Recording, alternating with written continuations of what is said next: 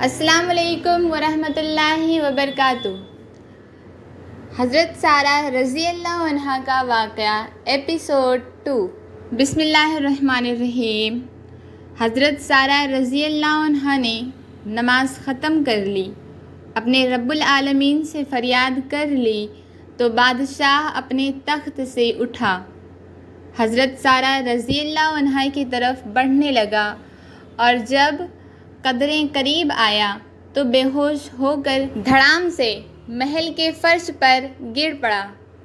اس کے منہ سے اس طرح کی آوازیں آ رہی تھیں جیسے موٹے کھٹے کو ذبح کیا جائے تو گھڑ گھڑا کر آوازیں نکالنا شروع ہو جاتی ہیں۔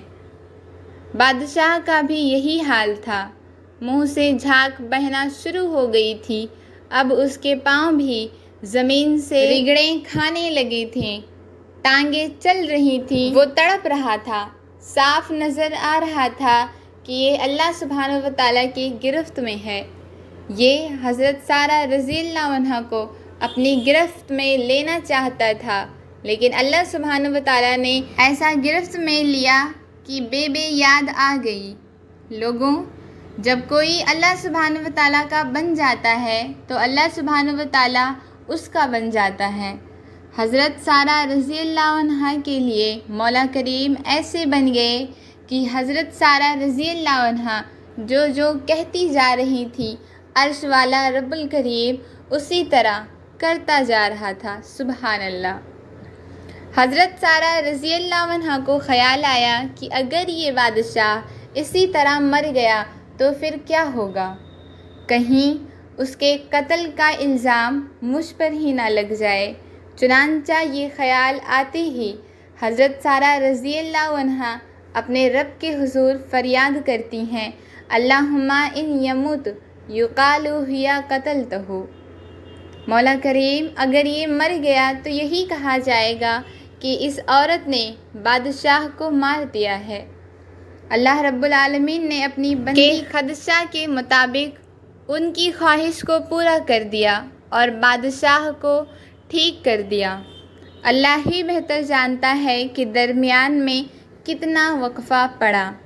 یہ معاملہ چند منٹ کا تھا یا چند گھنٹوں کا تھا یا ایک آدھ دن کا تھا، بہرحال بادشاہ کے ساتھ جو ہوا وہ اسے بھلا کر دوبارہ پہلے والی حرکت کا سوچنے لگا۔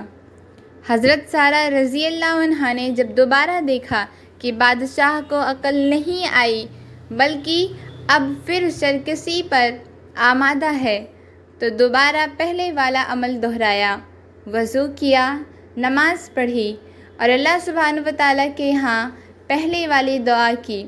نماز سے فارغ ہوئیں تو بادشاہ آگے بڑھا، وہ دوسری بار پھر نیچے گرا اور پہلے والی حالت سے دو چار ہو گیا۔ حضرت سارہ رضی اللہ عنہا نے دوبارہ اپنے رب الکریم سے وہی التجا کی کہ اے اللہ، اگر یہ مر گیا تو الزام اس کے مرنے کا تیری بندی پر ہی آئے گا۔ اللہ اکبر۔ اللہ کریم نے بادشاہ کو دوبارہ ٹھیک کر دیا، گویا اللہ سبحانہ و تعالیٰ کہہ رہے تھے کہ میری بندی تو جس طرح کہتی جائے گی ہم اسی طرح کرتے جائیں گے۔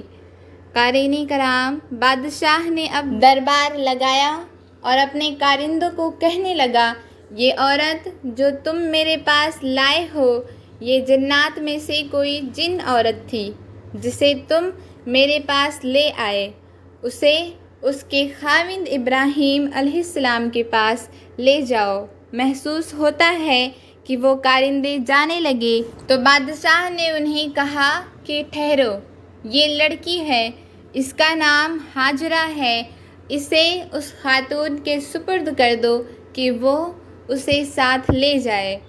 حضرت سارہ رضی اللہ عنہا کی کرامت دیکھیے کہ وہ بادشاہ جو حضرت سارہ رضی اللہ عنہا کے حسن میں دل گرفتہ ہو کر انہیں اپنے پاس رکھنا چاہتا تھا، وہ اب اپنی لڑکی خادمہ بنا کر حضرت سارہ رضی اللہ عنہا کے سپرد کر رہا تھا۔ حضرت سارہ رضی اللہ عنہا ہاجرہ کو لے کر حضرت ابراہیم علیہ السلام کے پاس پہنچی تو تو آپ یقیناً خوش ہوئے ہوں گے کہ اللہ نے کرم کیا۔ سارہ آ گئی مگر حیران بھی ہو گئے کہ یہ ایک اور لڑکی بھی اس کے ساتھ ہے۔ حضرت سارہ رضی اللہ عنہا نے اللہ کے خلیل علیہ السلام کی حیرانی کو فوراً دوہری خوشی و مسرت میں یہ کہہ کر تبدیل کر دیا، اشعرت ان اللہ کتب الکافر واکرم ولیدتا۔ جناب نے محسوس نہیں کیا کہ اللہ سبحانہ وتعالیٰ نے کافر کو اوندھے منہ ٹپک کے رکھ دیا اور خدمت کے لیے یہ لڑکی بھی عطا کر دی۔ السلام علیکم ورحمۃ اللہ وبرکاتہ۔